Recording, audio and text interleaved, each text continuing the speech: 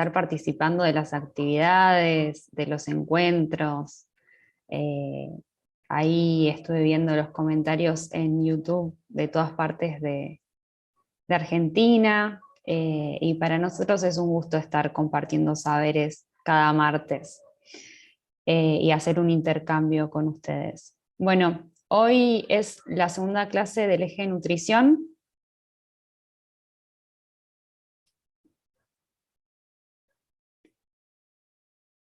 Y,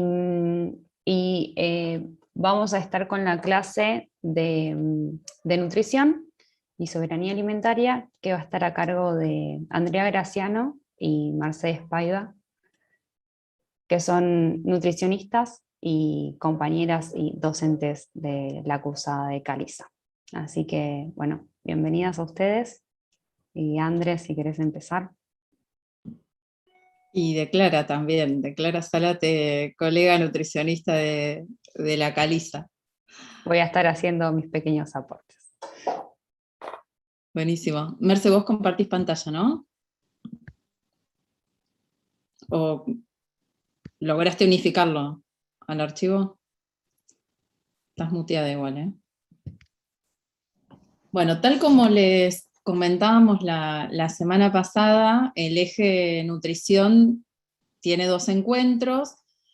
En la semana pasada que estuvimos trabajando sobre específicamente etiquetado frontal como una política pública, la desarrollamos en el contexto de la malnutrición como la principal problemática alimentario-nutricional que afecta a la población argentina.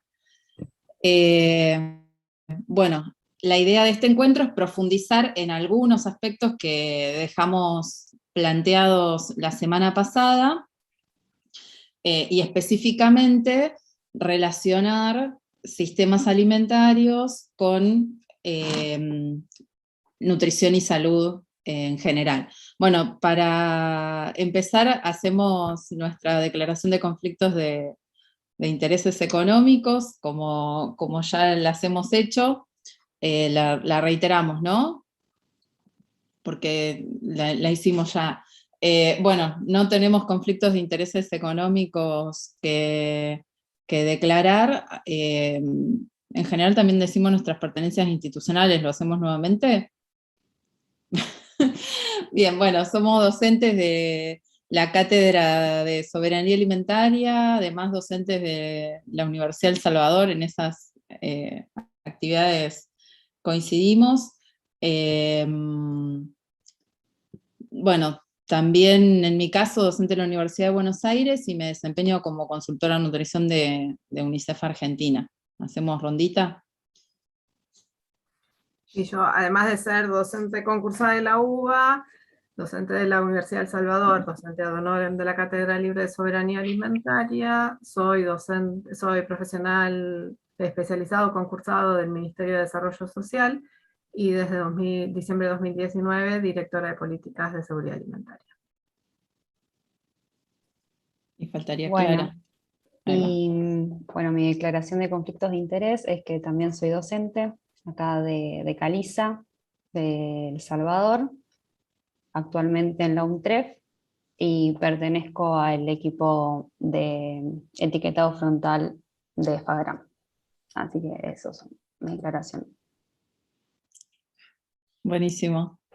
Bueno, la semana pasada hablábamos de malnutrición, y uno de los aspectos que habíamos señalado era que hay una característica que tiene América Latina, que es la región más desigual del mundo, y que es precisamente esta característica, la desigualdad, una de las cuestiones que, y en particular las desigualdades sociales y económicas, una de las cuestiones que agravan, que profundizan el problema de la malnutrición en la región de las Américas, ¿sí? Bien decíamos que la malnutrición adopta múltiples caras, que la malnutrición puede ser por déficit, y hay distintas situaciones como el bajo peso, la baja talla o retraso crónico de crecimiento, la emaciación, hay distintos nombres de la malnutrición por déficit. Tenemos también la malnutrición por exceso, que comprende el sobrepeso, la obesidad, las enfermedades no transmisibles relacionadas con la alimentación,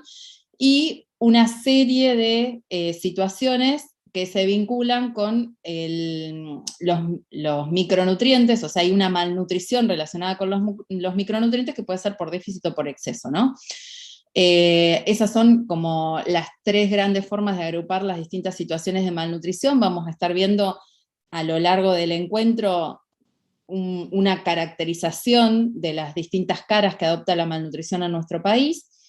Y lo que también decíamos la semana pasada es que precisamente los grupos más vulnerables son los que tienden a presentar problemas más severos de hambre y malnutrición, ¿no? Y que esa desigualdad de la malnutrición también se ve en el género, y que son las mujeres quienes sufren en mayor medida la inseguridad alimentaria severa en comparación con los hombres, ¿no? Y también eso sucede con las tasas de obesidad, que afectan a las mujeres en mayor medida que a los hombres. La próxima.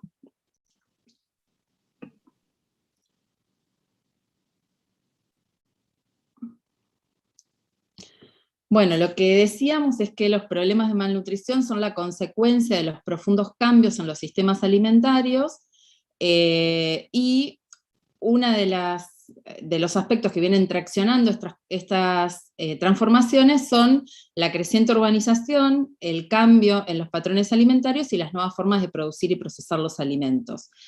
Y hay un montón de publicaciones, y ya podemos pasar a la próxima, del sistema de agencias de las Naciones Unidas, que van dando cuenta de cómo se vienen dando esos cambios, y también cómo esos cambios que vienen apareciendo van de la mano también del cambio climático, y digamos, explican también un montón de cuestiones que hoy estamos viendo en Argentina como en el resto del mundo. Y de hecho, en este documento, que es del año 2019, una de las características que señala en relación a la urbanización es que la población mundial viene en aumento y se viene concentrando en ciudades, ¿no? Y de hecho, es interesante señalar que a nivel mundial la media de población urbana se encuentra alrededor del 56%, ¿sí? O sea que un poco más de la mitad de la población del mundo hoy vive en ciudades, pero es muy diferente esa realidad en los distintos países. Y tenemos situaciones como puede ser la de el país Papúa Nueva Guinea, que tiene solamente un 13% de la población urbana, versus, por ejemplo, Singapur, que tiene un 100% de la población urbana. Y nuestro país es uno de los países que se encuentra al frente, porque en Argentina más del 90% de la población es urbana, ¿sí? Y eso explica en gran medida estas frases que muchas veces hemos venido escuchando en la cátedra, o frases que Miriam muchas veces también repite, que es que tenemos una agricultura sin agricultores, ¿no? La población fuertemente concentrada en ciudades. Y en la próxima, una de las cosas que señala este documento también es que se viene, digamos, produciendo un fuerte desplazamiento de la población del campo hacia la ciudad, y también el cambio climático y cómo viene cambiando el clima y los fenómenos extremos vienen teniendo una repercusión directa en los sistemas alimentarios y en los medios de vida rurales, ¿no? Entonces lo que señala como consecuencia de todos estos cambios, digamos, es que eso implica nuevos desafíos para la seguridad alimentaria, la nutrición y la salud. Y un poco la idea de este encuentro es, y ahora ya le doy la palabra a Mercedes, es poder relacionar todas estas cuestiones, ¿no? O sea, cómo sistemas alimentarios, nutrición y salud están íntimamente vinculados, y cuáles son las características principales que adoptan. Estás muteada, Mercedes. Bien. Bueno, buenas tardes. Una de las cuestiones cuando empezamos a ver cuál es la situación alimentaria, nutricional de los países, es empezar por algunos datos, lo que llamamos datos duros. Y en ese caso, la mortalidad infantil es uno de esos datos duros, que lo que hacen es medir la evolución de todas las políticas públicas en un solo indicador. ¿Sí? Están midiendo distintas políticas que tienen que ver con el acceso a la salud, con el cuidado materno-infantil, con el acceso a la alimentación, a la vacunación, al cuidado, a la lactancia, digamos, un montón de factores que se consolidan en ese solo dato. Entonces, solo para verlo en perspectiva con el resto de América, por ejemplo, somos uno de los países en donde actualmente es el 8,8 cada 1000 nacidos vivos, que viene descendiendo notoriamente en los últimos 30 años, y que comparado con nuestros vecinos, digamos, estamos bastante similar, digamos, a los datos de Chile, y sin embargo estamos muy por debajo de los datos de Cuba, de España, de Japón y otros países que han logrado realmente bajar la tasa de mortalidad infantil a estos datos que ya tienen que ver con otras enfermedades que tienen estas consecuencias en los niños pequeños. Y después tenemos también para comparar otros países donde las cosas están muy diferentes que en Argentina, en África y en mismo América, como Haití y Mozambique. Entonces, si vemos cómo evoluciona la mortalidad infantil, en la década del 80 venimos de un 35%, del 35%, y empieza a bajar en la década del 90 a 25%, y todas las acciones de salud y otras políticas de protección hicieron que el dato de mortalidad infantil en promedio, Argentina, fuera bajando hasta el dato de 2018, que es 8,8 que veíamos antes, y que sería un dato muy alentador si adentro no tuviera esta otra cosa. Así que es la desigualdad que hay hacia el interior de la Argentina en este indicador. Entonces vemos cómo distritos muy ricos como la ciudad de Buenos Aires o Tierra del Fuego tienen valores bajos, muy bajos, y otras provincias, no sé, como Corrientes, Formosa, Salta, Tucumán, Santiago del Estero, presentan, duplican, triplican los datos de estos otros distritos.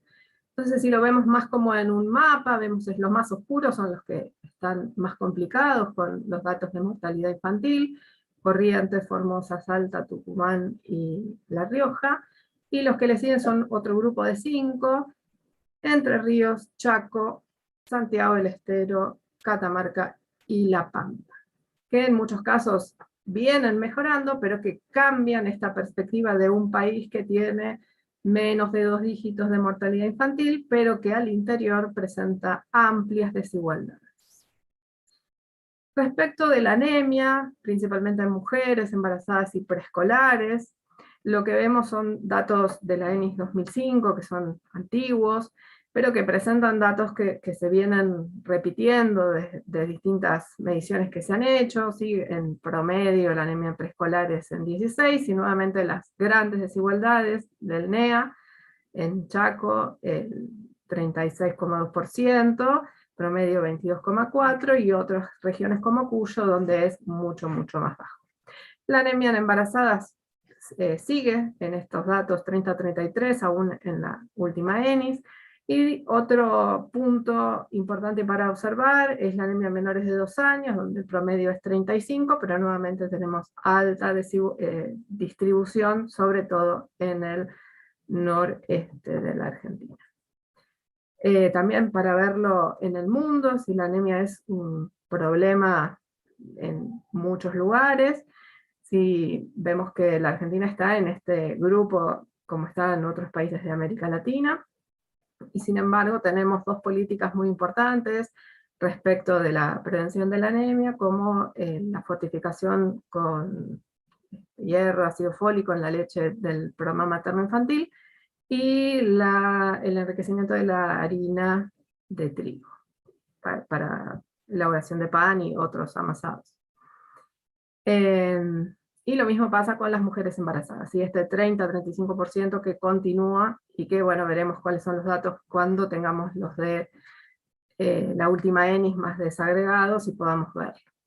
Respecto de sobrepeso y obesidad para niños pequeños, ¿sí? Vemos el primer dato, que es el de bajo peso, es decir, niños que presentan desajuste del peso para la talla o del peso para la edad, y que lo que vemos es que en principio la distribución es una distribución muy baja de casos, que se repite en todas las mediciones, muy por debajo de lo esperable, menos de la mitad.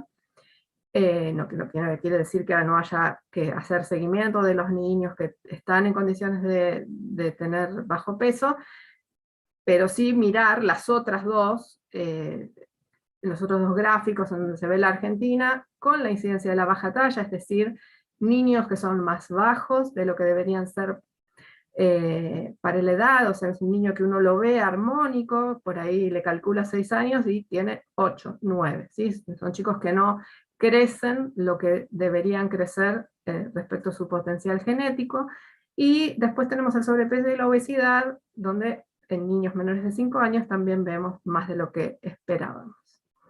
Es decir, que en promedio vamos a tener 1 de cada 10 chicos con exceso de peso, cuando tienen menos de 5 años. Pero cuando entran a la escuela, vamos a ver una secuencia desde el programa de sanidad escolar, en donde desde 2008 se estuvieron estudiando la situación de estos niños y niñas, y vemos como ya hacia 2013 teníamos algunas regiones, como la región centro, en donde el sobrepeso y la obesidad estaban en un 25% hacia el término de la escuela primaria.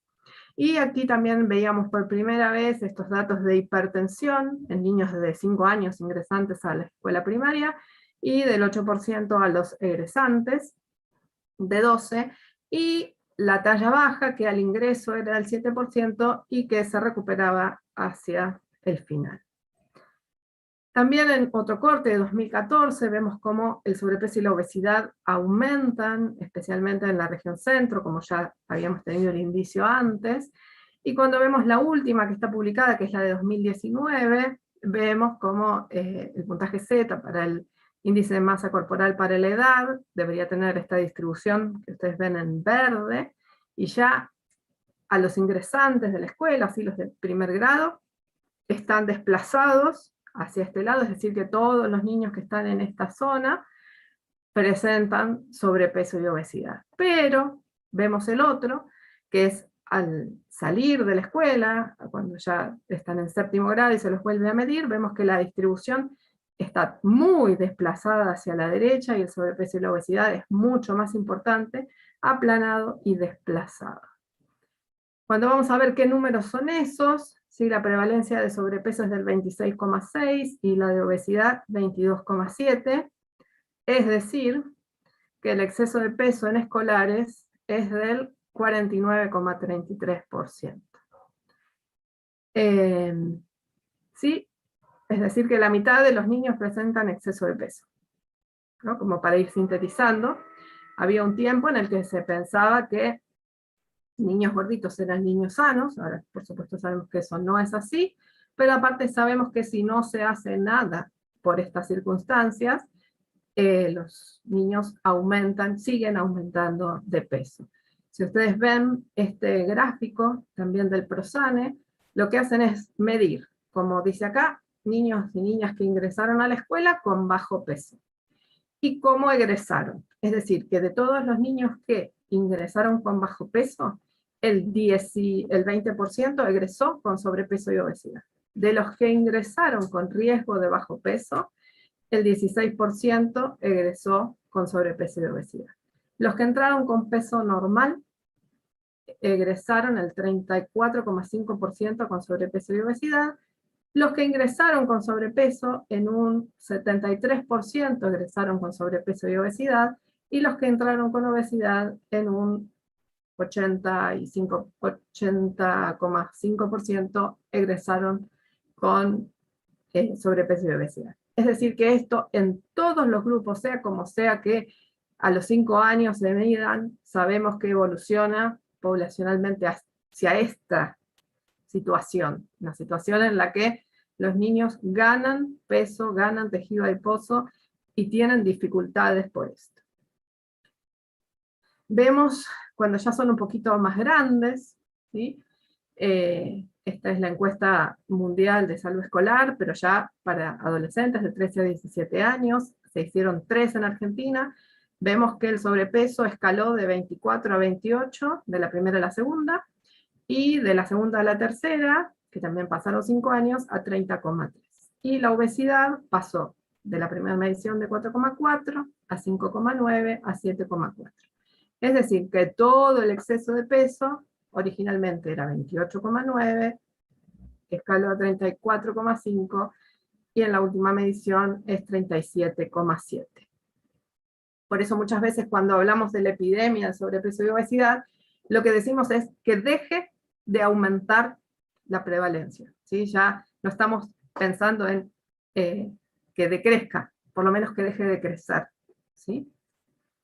Y por otro lado, la encuesta mide otras cosas, como por ejemplo la cantidad de niños y niñas que, bueno, adolescentes en este caso, que consumen frutas 2 veces por semana, y es cerca del 20%, la cantidad de adolescentes que consumen 3 veces por semana verduras, estamos cerca del 10%, los que consumen bebidas azucaradas 1 o más veces por semana, y acá estamos en el 33%, y los que comen comidas rápidas o ultraprocesados 3 veces o más por semana, y acá estamos en el 10%.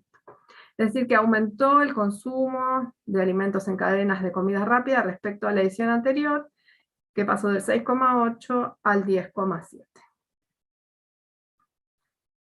Bien, y además esto que estábamos comentando, que la malnutrición aparece.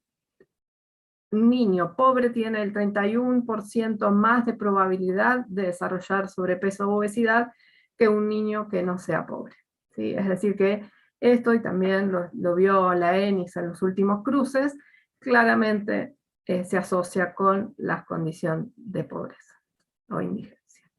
Para los que piensan que esta situación es una situación solamente de las grandes ciudades, este es un artículo publicado en la revista de la Sociedad Argentina de Pediatría, en donde se ve la prevalencia de sobrepeso y obesidad en niños y niñas de una población rural huichi en Formosa, donde las niñas presentaban el 13% de sobrepeso y los niños el 21%, y lo mismo en mediciones de hipertensión en Córdoba o en el Hospital Elizalde, donde también estamos viendo mucho más hipertensión en infantes de lo que esperaríamos. Bien, hasta aquí veamos, esto es lo que le pasa a los niños. Pero ¿qué pasa con los adultos? Si decíamos, entre los escolares la mitad presenta exceso de peso, entre los adolescentes sigue aumentando, ¿qué pasa con los adultos? Bien, cuando vemos lo que pasa a nivel global, en todos los países del mundo, el 34% de las personas que mueren lo hacen por enfermedades crónicas no transmisibles. Diabetes, sobrepeso, obesidad, enfermedades cardíacas, hipertensión. En las Américas esto está sumamente aumentado, es el 55%, pero Argentina le gana a todos, el 67,7%.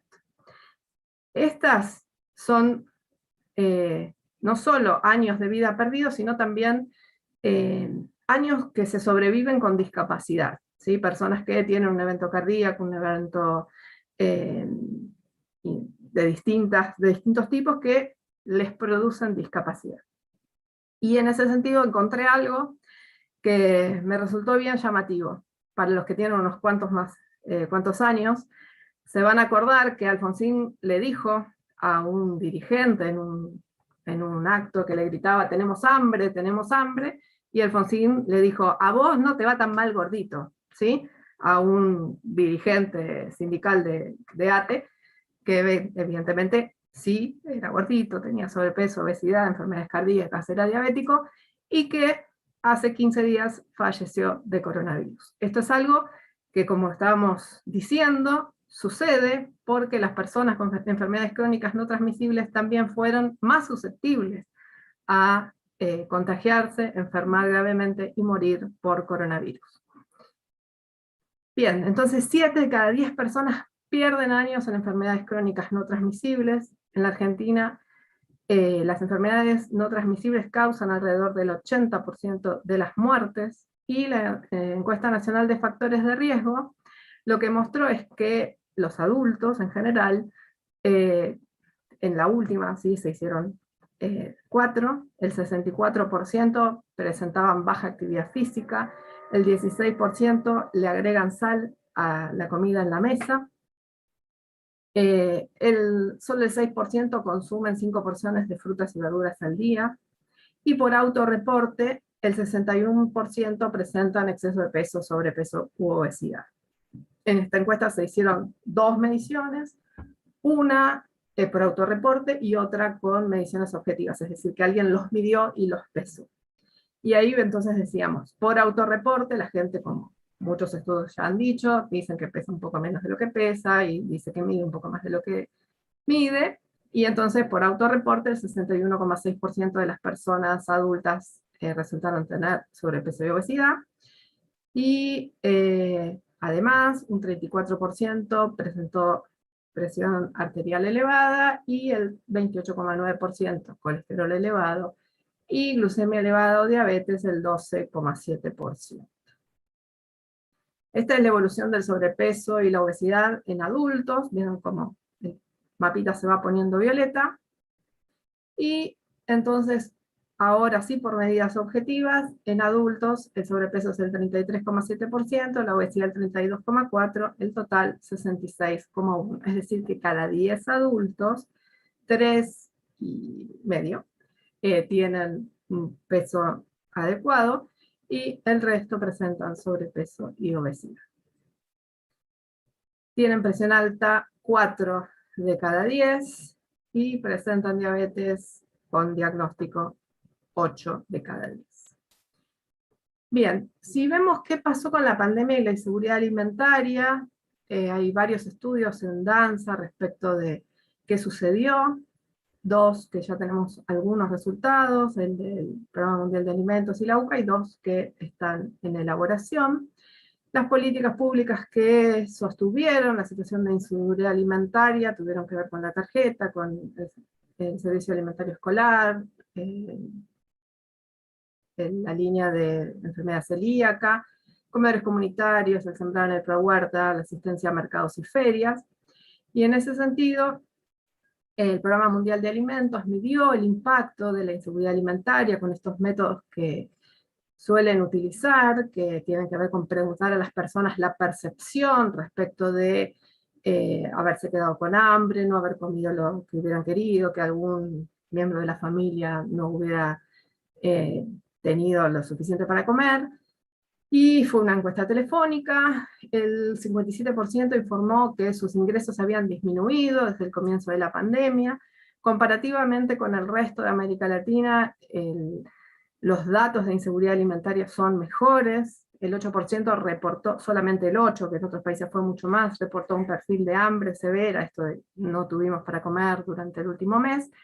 Y respecto de los consumos alimentarios, el 33% tuvo un consumo aceptable y un 33% aceptable, más estrategias de supervivencia que las familias se dan en estas circunstancias de vulnerabilidad, es decir, que un 66% tuvo un consumo aceptable, y el resto estuvieron en el límite o por debajo. Además, el estudio de la UCA hizo una comparación con el impacto de la tarjeta en pobres y no pobres, en indigentes y no indigentes, y en personas que viven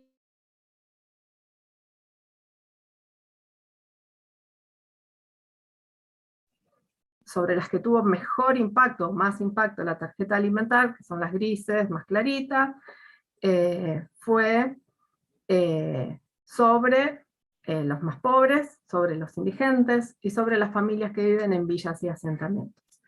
Además tuvo más impacto sobre los consumos de huevos y legumbres, y aumentó la calidad de la dieta para el grupo de carnes.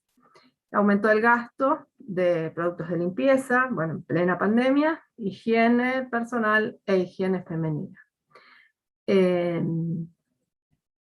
Además hay otra medición que se hace con los reportes de los supermercados, de los que tienen algún tipo de información sobre esto, y se ve cómo evoluciona el consumo de alimentos en general con la tarjeta alimentaria, que está casi siempre en el mismo, la misma línea, el de los rojos, que son los no recomendables, ¿sí? Y el de los verdes, que son los recomendados, y ahí vemos cómo los alimentos recomendados suben solamente en diciembre de 2020 y enero de 2021, que fue el momento en el que se aumentó el monto de la tarjeta, ¿sí? Allá por diciembre, donde se dio aguinaldo, y en enero, donde se aumentó de 4.000 a 6.000 y de 6.000 a 9.000. Entonces, algo del precio de los alimentos también está en juego con las elecciones de las personas. Claramente, sí tuvo impacto la tarjeta y estas otras políticas sobre el acceso, pero no sobre la calidad en muchos casos. Acá apareció la diapositiva desaparecida y ya estoy.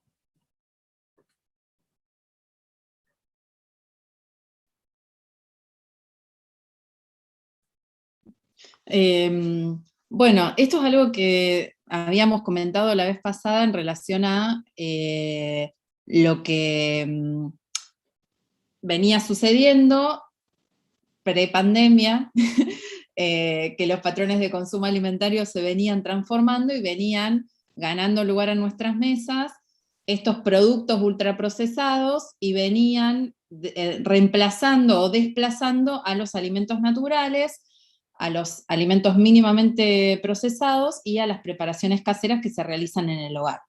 Si bien nosotros sabemos que hay muchas personas que están haciendo el curso que son colegas, también sabemos que hay un perfil bastante variopinto dentro de quienes están haciendo y llevando adelante la cursada, con lo cual nos parecía importante retomar estas ideas y poder, tal como habíamos adelantado la semana pasada, profundizar en estos conceptos, ¿sí?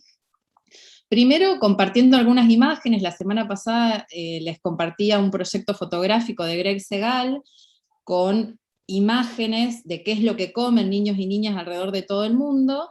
Y este es otra publicación, es un libro que muestra qué es lo que come el mundo, y solamente traemos alguna selección de fotos. Son bastante contrastantes las imágenes, acá hay solo algunos ejemplos, si querés pasar.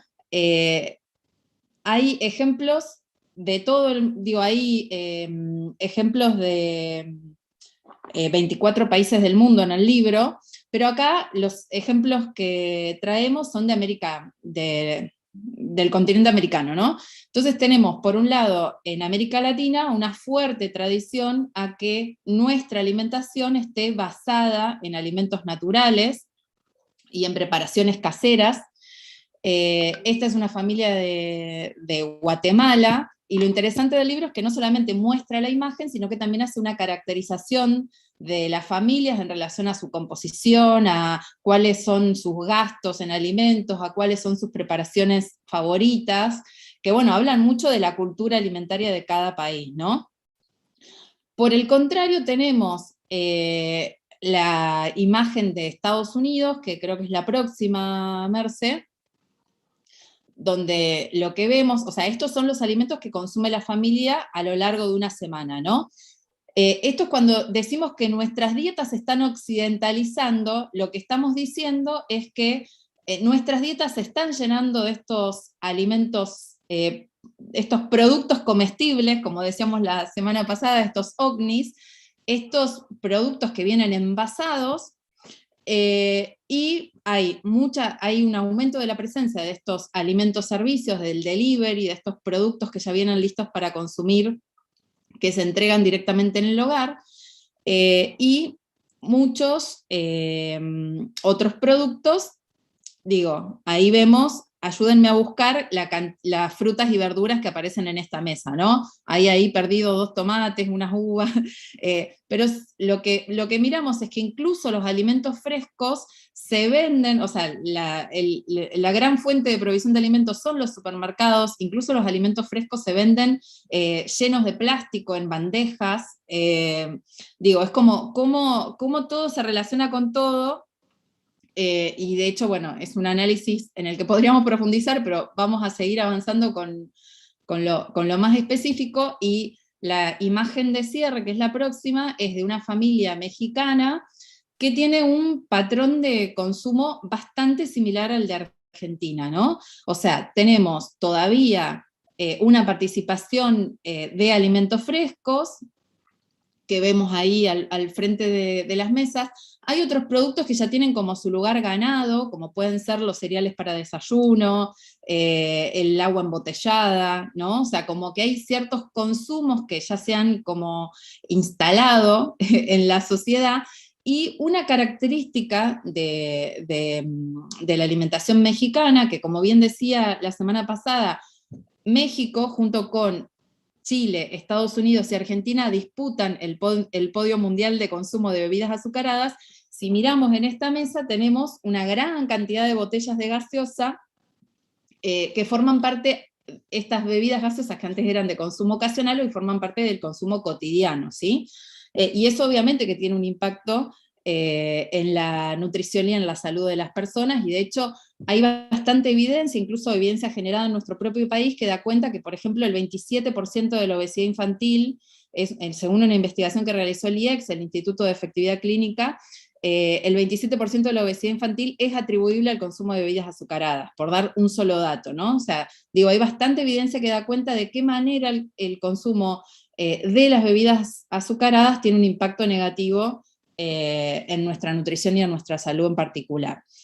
La próxima me parece que ya es la introducción al sistema NOVA, exactamente. O sea, cuando hablamos de ultraprocesados estamos hablando de una categoría dentro de un nuevo sistema para clasificar los alimentos, y le doy la palabra a Clara, que lo va a desarrollar a este tema. Bien, bueno, como bien decías recién, sabemos que en la CUSA hay bastantes nutris, pero nos pareció relevante retomar este tema del sistema NOVA. Bien, el sistema NOVA clasifica los alimentos según la naturaleza, finalidad y el grado, puntualmente, de procesamiento de los alimentos. Este sistema fue desarrollado por Carlos Monteiro, que es muy conocido, y su equipo de investigación de la Universidad de San Pablo de Brasil. ¿Bien? Y después este concepto lo tomó OPS, que es la Organización Panamericana de la Salud. Bien, está comprendido principalmente por 4 grupos. El primero, como pueden ver ahí en la anterior, bueno, está comprendido por el primer grupo, la siguiente, está bien, los alimentos sin procesar o mínimamente procesados, ¿bien? Es el mismo grupo. La primera parte es como más fácil para comprender, ya que los alimentos sin procesar son las partes de las plantas, de los animales que no han tenido ningún tipo de procesamiento, es decir, una manzana, un tomate, una lechuga, ¿bien? Como ningún procesamiento. Los alimentos mínimamente procesados, dentro de esta primera parte, son los alimentos que no han tenido ningún tipo de proceso, pero se han modificado porque se eliminó alguna parte de ese alimento. Para que se entienda mejor con un ejemplo, pueden ser los huevos, por ejemplo, sin cáscara, o las nueces, o la harina, ¿bien? O los frutos secos. El segundo grupo son los ingredientes culinarios procesados. El siguiente es, ahí está.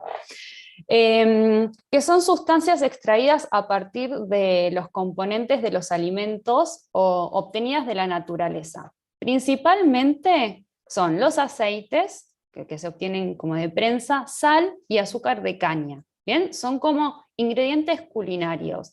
Y estas sustancias generalmente no se consumen solas, siempre están acompañadas de algún otro alimento. La siguiente, la tercera clasificación son los alimentos procesados. Estos alimentos se elaboran al agregar grasas, aceites, azúcares, es decir, lo que vimos anteriormente, a los alimentos mínimamente procesados, es decir, las dos categorías anteriores, para hacer un producto más duradero, que en la general que sean también más sabrosos. Ejemplo, las conservas, arvejas enlatadas, mermeladas caseras, verduras o carnes que estén preservadas por salmuera, almíbar, aceites, panes o quesos como en preparaciones muy sencillas y básicas. Muchas veces este grupo tiene cantidades excesivas de sal, grasa o azúcar, pero son utilizadas en cantidades moderadas, pequeñas, y son combinadas con otro tipo de alimentos que son más naturales. Y llegamos finalmente a la última categoría de la clasificación del sistema NOVA, que son los alimentos son los productos ultraprocesados. Quería diferenciar esto porque son productos. Se diferencian del resto porque no tienen la palabra alimentos, justamente son productos. Son formulaciones industriales hechas a partir de sustancias derivadas de los alimentos o sintetizadas por otras fuentes orgánicas. ¿Bien? Son, resumidas cuentas, inventos de la ciencia y de la tecnología de los alimentos. La mayoría de estos productos contienen pocos alimentos, o diría que ningún alimento natural. Y están compuestos por ingredientes, que estos ingredientes tienen aditivos, colorantes, edulcorantes, emulsificantes, espesantes. Vamos a pensarlo como en forma más concreta. Pensemos en un yogur que conseguimos en un supermercado, un yogur de frutillas. Bueno, este yogur tiene color a frutilla, pero no tiene frutilla. Tiene sabor a frutilla, pero no tiene frutilla de verdad. Olor, la textura, bueno, pero son todos aditivos y cosas diseñadas en laboratorios para agregarle a ese producto ultraprocesado que tanto venimos hablando a lo largo de la cursada. Además, estos productos vienen siempre listos como para consumir, que se consumen rápidamente, que no necesitan ningún tipo de preparación culinaria, siempre son como al paso, que se consumen de manera muy rápida. También se les da mucho volumen con aire o agua, ¿no? Como que se puede modificar. Se les puede agregar micronutrientes sintéticos para fortificar esos alimentos diseñados, para que parezcan más saludables, o además porque justamente al no tener nada natural, no tienen ninguna de las propiedades de los alimentos. Entonces se las agregan y eso lo usan luego para promocionar y confundir y estimular ese consumo de esos alimentos ultraprocesados. Todos estos productos se encuentran, como bien sabemos, en los supermercados principalmente. Está lleno de esos envoltorios que tienen muchos colores, son muy llamativos, encontramos de todas las formas, de todos los colores, para todas las edades, con dibujos, con regalos, a una altura donde los podemos ver y los queremos consumir, y los queremos comprar. Todo esto está pensado para que se posicione en la cabeza del consumidor, en la mente del consumidor, y los quiera consumir más rápidamente. Bueno, las características de estos ultraprocesados, que es la siguiente. Bien. Además de los que estuvimos hablando, se le agrega que tienen una muy mala calidad nutricional. Además de tener mala calidad nutricional, tiene un exceso de nutrientes críticos, que ya nos escucharon hablar mucho sobre esto, que por eso es fundamental el tema del etiquetado frontal. Estos nutrientes críticos quiere decir que sodio, exceso de sal, exceso de grasas, de azúcares, de calorías. Y por lo que estuve explicando Mercedes, están muy relacionadas con las enfermedades crónicas no transmisibles. Bueno, además otra característica de estos ultraprocesados es que son extremadamente sabrosos y adictivos. No sé si les pasa que cuando empiezan a comer uno de estos productos ultraprocesados, son muy agradables al paladar y uno necesita consumir el paquete entero. Piénsenlo en las papas fritas, en las galletitas. Todo esto está diseñado intencionalmente, no es que nos pasa individualmente. Es el diseño de estos alimentos, estos productos ultraprocesados.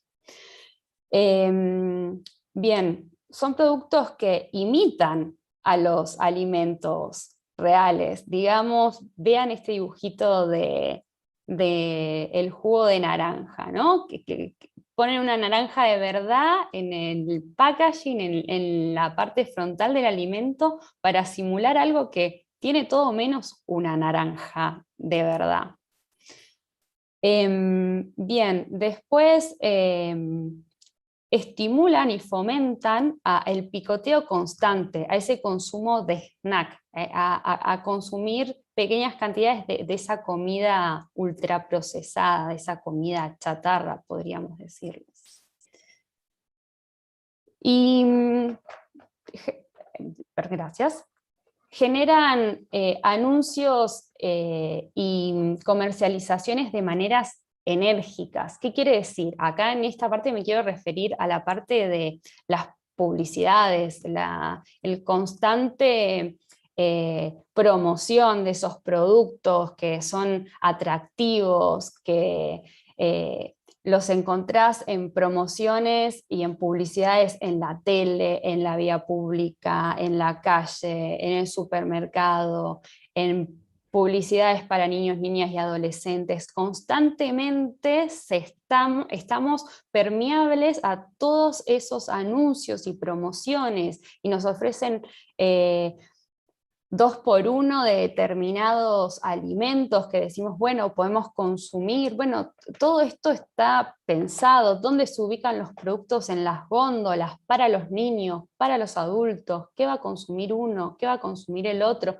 qué dibujos se les ponen a esos envoltorios, qué color llama más la atención. Todo eso está pensado y está diseñado y es una característica fundamental de estos productos ultraprocesados. Otro aspecto también fundamental para tener en cuenta es lo social y ambientalmente son destructivos. Estamos como destruyendo este patrón de consumo que teníamos anteriormente, donde estos alimentos y estos productos ultraprocesados están desplazando y desplazaron a las comidas, a esa preparación antigua que nos generaba autonomía, identidad de qué comíamos, de cómo producíamos, de lo que decidíamos comer. Nos juntábamos a comer y a compartir en compañía de otras personas cuando realizábamos nos reuníamos con la alimentación tradicional, digamos. Bueno, todo eso fue modificándose y este patrón de consumo se fue modificando.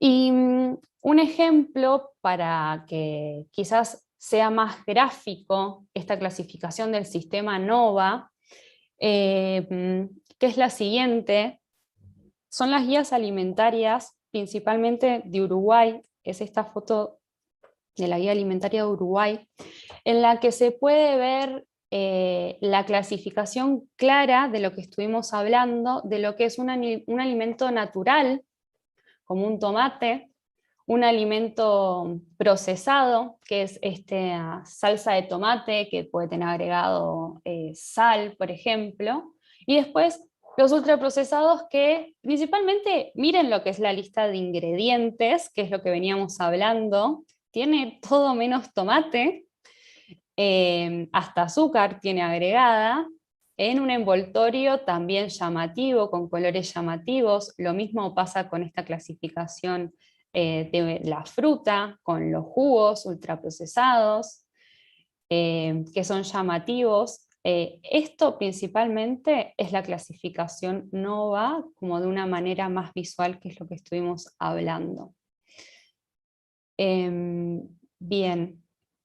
Y en relación a estas dos guías alimentarias, son la de Uruguay, que acabamos de ver, que tiene interesante que tomó dentro de su guía alimentaria esta clasificación del sistema NOVA, y las de Brasil igualmente contemplan toda esta característica de respetar la identidad y la cultura de la alimentación del país.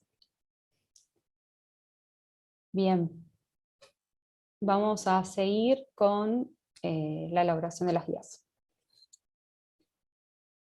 Bueno, esto solo brevemente y recuperando en línea con lo que traía recién Clara, o sea, hay dos guías alimentarias que se construyeron sobre la base de este nuevo sistema clasificatorio, ¿sí?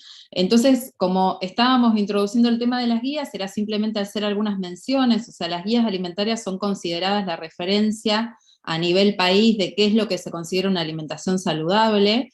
En general, lo que plantean las guías alimentarias es que deben construirse basándose en alimentos, entendiendo que la alimentación es mucho más que ingerir nutrientes, que muchas veces es lo que la industria permanentemente intenta, digamos, como desplazar la mirada, en lugar de poner el foco en los alimentos, intenta que el foco esté puesto en los nutrientes, porque eso también asegura, digamos, que los ultraprocesados tengan como esa ventana de oportunidad, ¿no? Si yo tengo un producto ultraprocesado, pero lo fortifico con tal o cual nutriente, eso es algo que engancha, termina siendo, digamos, como una estrategia de mercadeo, ¿no? Entonces lo que plantean las guías es que la alimentación debe provenir, una alimentación saludable debe provenir de un sistema alimentario social y ambientalmente sostenible, que se necesitan diversos saberes para poder elaborar estas guías alimentarias, y a lo que apuntan es a ampliar la autonomía de las personas para que puedan elegir qué comer, ¿sí? En la próxima, lo que está planteada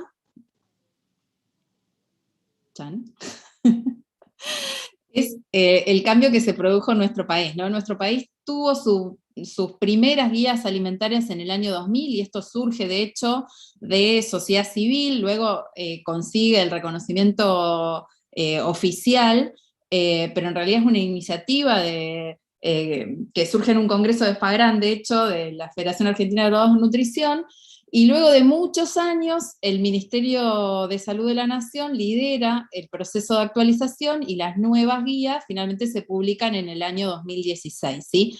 En realidad las guías son una serie de mensajes que pueden estar o no acompañadas de una representación gráfica, y si bien nuestras guías alimentarias no tienen el sistema NOVA como eje central, el gran cambio que podemos notar en cuanto a cómo están agrupados los alimentos es que todos los productos ultraprocesados quedaron nucleados o reunidos en una categoría o grupo que se denomina alimentos de consumo opcional, ¿no? O bien opcionales, ¿sí? Están, como bien señala ahí Mercedes, en un grupito muy pequeño de color rojo, y de hecho hay dos mensajes de las guías que hacen referencia a reducir y limitar su consumo, ¿no? El mensaje 5 dice, el mensaje 4 dice reducir el uso de sal y el consumo de alimentos con alto contenido de sodio, y el mensaje 5, limitar el consumo de bebidas azucaradas y de alimentos con elevado contenido de grasas, azúcares y sal. ¿Podemos criticar las guías? Sí, un montón. Digo, hay un montón de cosas que podemos decir. Ahora, sí hay un cambio respecto a las guías anteriores, porque muchos productos ultraprocesados antes aparecían como reemplazos, por ejemplo, no sé, los fiambres como reemplazo de las carnes, digo, no sé, un montón de estos productos aparecían como reemplazos de alimentos frescos, naturales o mínimamente procesados. O sea que tenemos una ventaja en cuanto a eso. Y creo que podemos pasar a la siguiente. Eso es como algo para destacar de estas nuevas guías.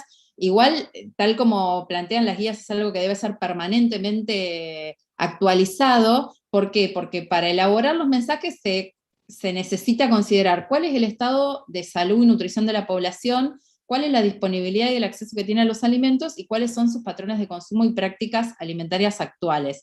Y tener en consideración cómo se conjugan todas estas variables para hacer una guía acorde a los tiempos, ¿no? Y que de hecho en estas guías que se publican en 2016, claramente el foco está puesto en esto que estuvimos hablando hoy, en la alta prevalencia de enfermedades no transmisibles relacionadas con la alimentación y en la necesidad de poder ponerle un coto a ciertos consumos que son bastante prevalentes, ¿no? La próxima. Bueno, una guía adapta los conocimientos científicos sobre cuáles son las necesidades nutricionales y cuáles son la composición de los alimentos en mensajes prácticos. O sea, como bien les decía recién, las guías alimentarias en realidad no son la gráfica, sino los mensajes, y esos mensajes lo que apuntan es a promover la salud, ¿sí? Y reducir el riesgo de enfermedades vinculadas con la nutrición. Y esos mensajes tienen que ser breves, claros, concretos y culturalmente aceptables. Y ya vamos a la próxima.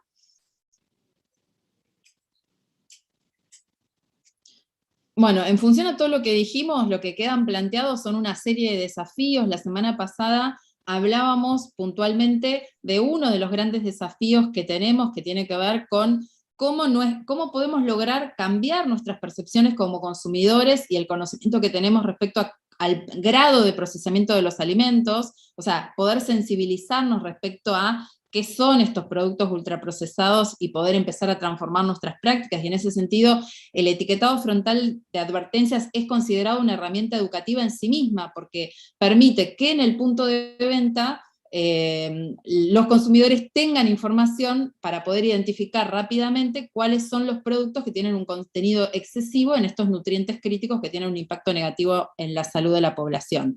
Pero a su vez también se necesitan, y esto no lo desarrollamos, pero sí para dejarlo planteado, una serie de políticas públicas que permitan aumentar la disponibilidad de todos los alimentos saludables, alimentos naturales y mínimamente procesados, ¿no? Apoyar la agricultura. Bueno, de todo esto se fue hablando a lo largo de los encuentros, ¿no? La necesidad de poder repensar el modelo productivo para que haya agricultura familiar, campesina, indígena, que es la que nos provee estos alimentos naturales, que haya un apoyo fuerte a esos sectores, que se acorten los circuitos de comercialización, que haya medidas fiscales que permitan promover ciertos consumos a través, por ejemplo, de estos apoyos y limitar otros, por ejemplo, a través de los impuestos a las bebidas azucaradas u otros productos de baja calidad nutricional. Y también la necesidad de poder repensar, sobre todo las comidas institucionales que provee el Estado, para que excluyan estos productos ultraprocesados y que incluyan comidas frescas, caseras, preparadas y servidas en el momento, ¿no? Y hay un gran cambio que necesitamos hacer, sobre todo en escuelas y en escuelas públicas y en las instituciones de salud, porque muchas veces los mismos hospitales y centros de salud venden, o sea, tienen máquinas expendedoras que venden ultraprocesados, ¿no? O sea, donde uno va, se supone como a curarse, termina teniendo bien a mano estos productos ultraprocesados que nos enferman, ¿no? Y uno de los grandes desafíos también es el tema de que haya agua disponible de manera segura y gratuita en las escuelas, que sabemos que no hay bebederos la encuesta mundial de salud escolar tiene una caracterización de los entornos escolares y plantea precisamente esto, pero también la necesidad de que ese tipo que haya agua disponible y gratuita, que haya ese tipo de acceso en las instituciones de salud, en la vía pública y en los lugares de esparcimiento, ¿no? Esto como dejarlo, y creo que ahora ya viene el video, ¿no? Que eso si quieren lo comparto yo. Lo tengo inhabilitado. Porque tenés que dejar de compartir, Mersa. ¿Estoy? Entonces es un video muy cortito, que en realidad lo que plantea es precisamente esto, ¿no? El vínculo entre los sistemas alimentarios, que fue con lo que abrimos el encuentro, y la salud. My name is Raj Patel. I'm a research professor. Esperen porque voy a poner compartir sonido, así se escucha mejor. Ahí va.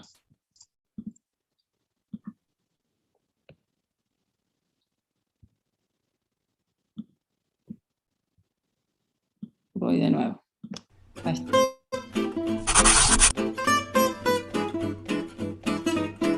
My name is Raj Patel. I'm a research professor at the University of Texas at Austin. Food and health are deeply connected. We are in the middle of a crisis of diabetes and of heart disease and of non-communicable disease across the planet. All of those things are connected to the food system. And insofar as we're experiencing also increasing levels of malnutrition, malnutrition is increasing in parts of the poorest parts of the world for the first time in a decade. Those too are connected to a failure in the food system. So if you want to address deep issues around every kind of connection to health, you have to address the food system in one way or another. When you try and think of what a good food system looks like, you might think, oh, well, what we need is organic and local and fair trade food. But really what you need in a good food system is justice and equality and fairness. These are ideas that don't come from the soil, but are intimately linked to how it is that the different parts of the food system stick together. Let's look at that idea of system. System is not just farmers putting seeds into the ground. It's the entire process of which seeds do you choose? How are they watered? What are they grown with? How do they get to market? How do people come to learn about this food? How do they eat them? How do they share them? All of these decisions are the glue in the system. And if the decisions are not made fairly, then the parts of the components, the parts of the food system that fits together will not be just. And so, yes, we need water, yes, we need soil, yes, we need control over the seeds, but most of all, we need equality so that we can make decisions fairly to piece together a food system that is just, sustainable, and nutritious for everyone. Bien, bueno, esto me parece que lo más interesante que plantea, digo, en esta integración, que en definitiva de lo que estamos hablando es de la necesidad de justicia, equidad e igualdad, ¿no? O sea que si queremos transformar la alimentación, la nutrición y la salud, tenemos que apuntar a la justicia social, a la igualdad de oportunidades y a la equidad en nuestras sociedades, ¿no? Bueno, no sé si hay alguna otra reflexión o por ahí si hay alguna pregunta. Sí, hay algunas preguntas. Por ejemplo, preguntan si en Argentina no tenemos una guía NOVA. No sé quién la quiere tomar. No, y es lo que decíamos, que en realidad tenemos la guía alimentaria que tiene esta característica, ¿no? Que los alimentos los agrupa en función a su aporte nutricional y que todos los productos ultraprocesados quedaron como en ese grupo de opcionales, pero no hay una guía que tenga el eje puesto, y de hecho les recomendamos acercarse, si las googlean, las guías alimentarias para la población de Uruguay y de Brasil están disponibles de manera gratuita, y de hecho la de Brasil está publicada en 3 idiomas, portugués, inglés y español. Y lo interesante es que, por ejemplo, las guías de Brasil dice claramente evitar los productos ultraprocesados. O sea, el mensaje es claro y contundente, no le da ninguna vuelta. O sea, la recomendación concreta a nivel poblacional es que esos productos son productos cuyo consumo se debe evitar. O sea, lo dice cortito y al pie, ¿no? Uh-huh. Sí, y además, bueno, nosotros tenemos este asunto que supuso el desafío de la actualización de las guías,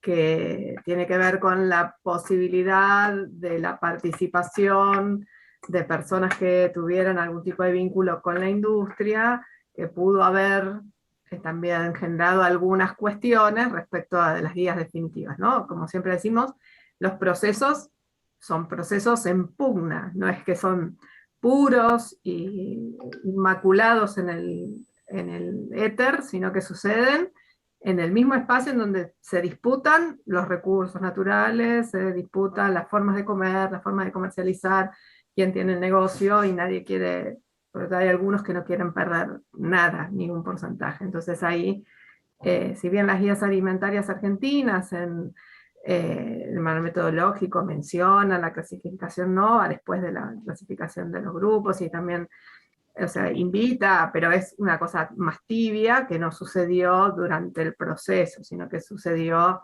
digamos, hacia hacia el final, en otro momento. O sea, claramente está ahí en esa intersección entre unos y otros intereses en pugna durante la redacción de la guía. No, aparte, en esto que vos decís se me venía, digamos, como qué importante que es para la industria alimentaria meter la cola en este tipo de políticas públicas, pues en definitiva, o sea, la guía alimentaria es la referencia nacional en materia de alimentación saludable, ¿no? Y me acordaba lo que pasó, por ejemplo, en Estados Unidos, cuando una de las, digamos, había como un proceso de definición de las guías alimentarias, y una de las recomendaciones era, en función a la evidencia que se estaba generando respecto al daño a la salud que generaba el azúcar, hubo un lobby muy fuerte de la industria azucarera que llevó a que esas recomendaciones se terminaran eliminando y se pusiera el foco en las grasas. Y de hecho hubo varias décadas donde todo el mundo estaba hablando de el consumo de las grasas saturadas, el foco estaba puesto en las grasas como los grandes responsables de las enfermedades cardiovasculares, y de hecho hay un documental que se llama Fed Up, que la traducción podría ser hartos, pero también es como sobrealimentados, llenos, que relata un poco, digamos, como el impacto que tuvo, o sea, todo esto está relatado ahí como de manera muy amena en ese documental, porque relata el impacto que tuvo a nivel mundial que se haya hecho esa eliminación de las guías alimentarias en Estados Unidos, ¿no? O sea, digo, como que a veces uno no dimensiona el impacto que pueden tener estas interferencias y también estos lobbies en las recomendaciones poblacionales, ¿no? Cerrada la cámara. Bueno, mira. Bien.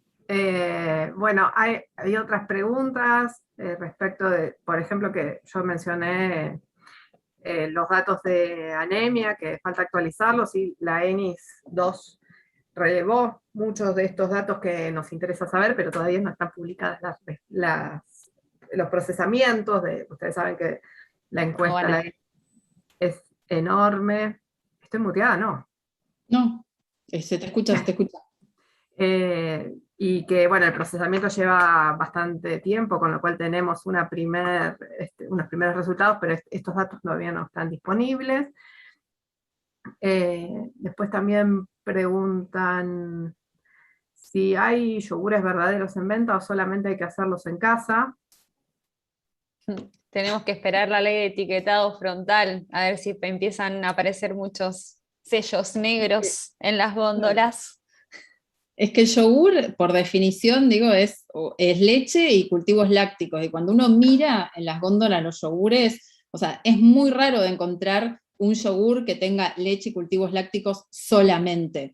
Cuando uno mira el listado, o sea, la forma rápida de identificar los ultraprocesados, tal como contaba Clara hoy, como decíamos la semana pasada, es mirar la lista de ingredientes, y si tiene 5 más, o si tiene cosas que ni sabemos lo que significan, es un ultraprocesado. Y si miramos hoy los yogures que hay en la góndola, son básicamente ultraprocesados, y casi todos tienen exceso en azúcares. O sea, hay alguna que otra excepción, pero tendrían, o sea, si hoy se aplicara la ley, tendrían el sellito negro de exceso en azúcares.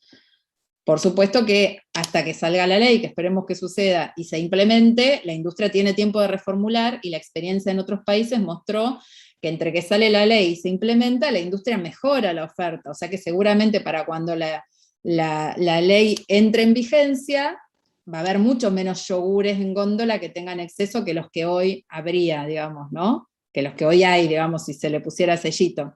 Pero bueno, sí. Uh-huh. Sí, la opinión es sí, mejor se puede hacer casero. Sí. Sí. Bien, hay otra pregunta que dice que la tarjeta alimentaria sirva para usar en la UTT en lugar de supermercados. Sí, por eso algo de lo que estaba presentando como datos son datos, los primeros publicados del año pasado, y que pueden solamente, están sobre datos de supermercados, que son los que pudieron pasar esos datos, aunque nosotros sabemos que las personas que reciben la tarjeta alimentar tienen dos momentos del mes en el que reciben el primer viernes de cada mes, donde reciben la asignación universal por hijo, en una tarjeta, y ese dinero sí se puede retirar y sí se puede comprar por ahí en ferias, mercados, etcétera, y las familias tienen muchas de estas estrategias y no son en ningún caso seducidos por la venta de frescos en los supermercados, cuando claramente frutas y verduras son más caras y la gente no tiene un pelo de tonta y enseguida esas cosas las compra en otro lado. Entonces también tenemos una parcialidad respecto de esto, ¿no? O sea, que lo que se puede conseguir a un precio que parece ser conveniente, entonces se compra en una fuente. Y lo que no, como la tarjeta alimentar solo sirve para gasto como tarjeta de débito, aunque muchas ferias y mercados han tenido vía distintas formas de postnet y de mercado pago la posibilidad de vender también frescos directamente con la tarjeta alimentar. Pero me parece que, por supuesto, el desafío es que sí, en el momento que la tarjeta alimentar salió, hubiéramos tenido la ley de etiquetado frontal, entonces otro gallo estaría cantando. Ahí veo que están haciendo comentarios de los yogures. Primero que dije, salvo honrosas excepciones, ¿no? Digo que alguna que otra opción hay, pero más allá de eso, ojo, porque también hay muchos productos que con color verde y con 0% grasa y demás, igualmente tienen exceso en azúcares. Digo que ojo con esas cosas, porque incluso algunos que tienen colchón de frutas, o un colchón de frutas que no es de fruta, digo, hay como el mundo de los yogures es todo un universo de posibilidades, de las cuales la gran mayoría, digamos, terminan siendo ultraprocesados, insisto. Eso. Bueno, hay otra pregunta que dice, ¿hay fecha para la próxima actualización de guías alimentarias argentinas? Bueno, estrictamente el proceso debería darse en 5 años, o sea que si se publicaba en 2016, 2021 debería empezar el proceso de revisión. Tengamos en cuenta que tenemos algunas cuestiones también pendientes ahí, como que el censo probablemente está desplazado del 20 al 21 y va a comenzar pronto y se va también a estirar hacia el 2022 por cuestiones de pandemia.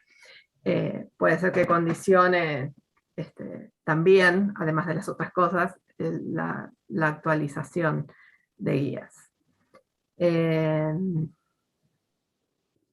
las escuelas no entra la currícula de formación en alimentación, las guías con sus mensajes.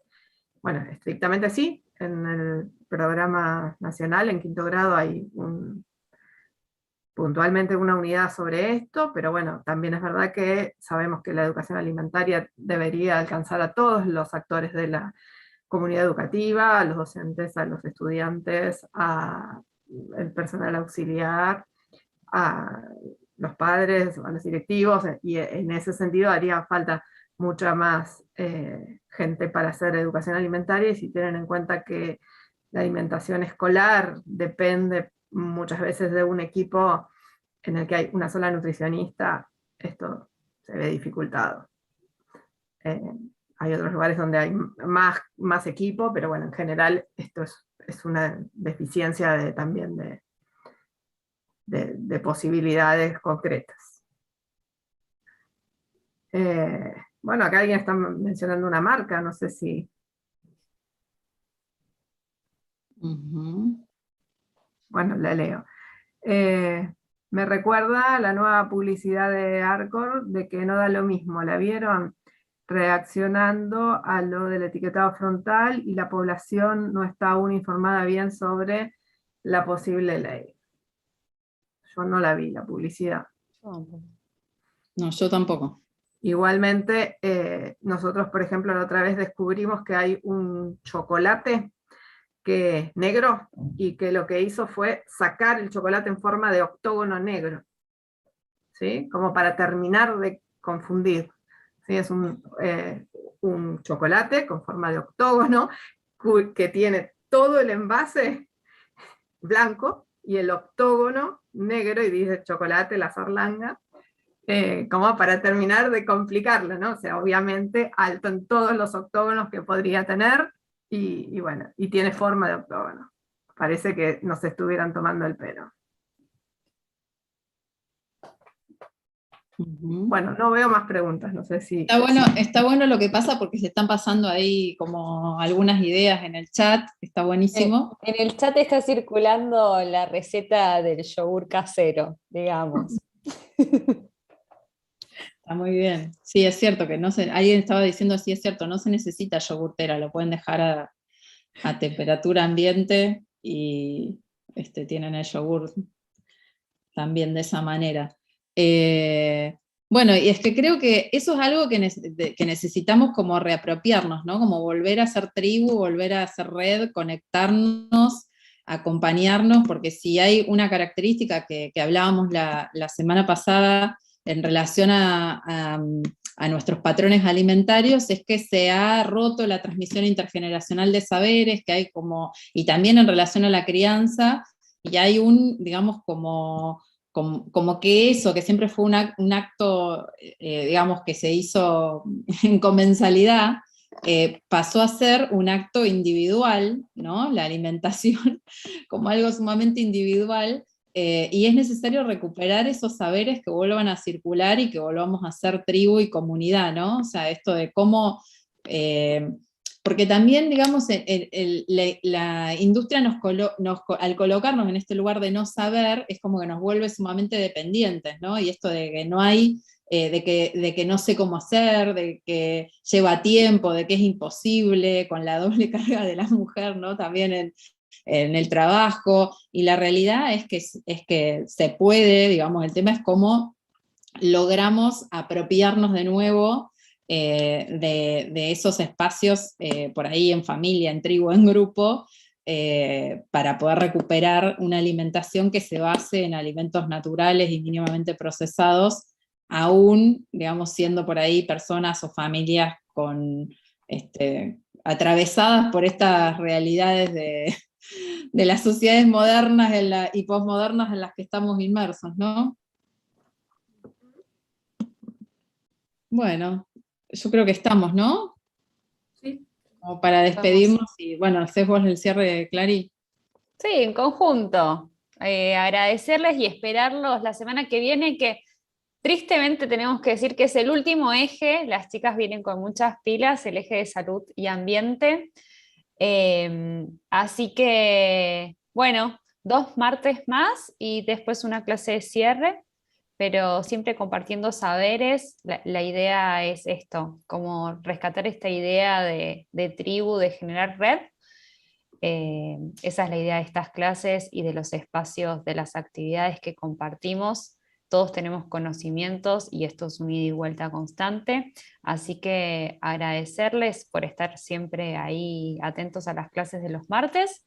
Y bueno, nos vemos. Un beso. Buenísimo. Nos vemos, Gracias. chicas.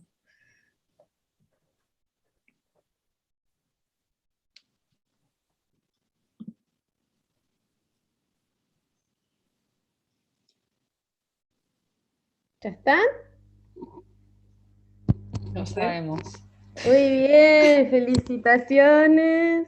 Muy bueno, Muy bueno. chicas. Muy bueno. Felicitaciones, brillantes.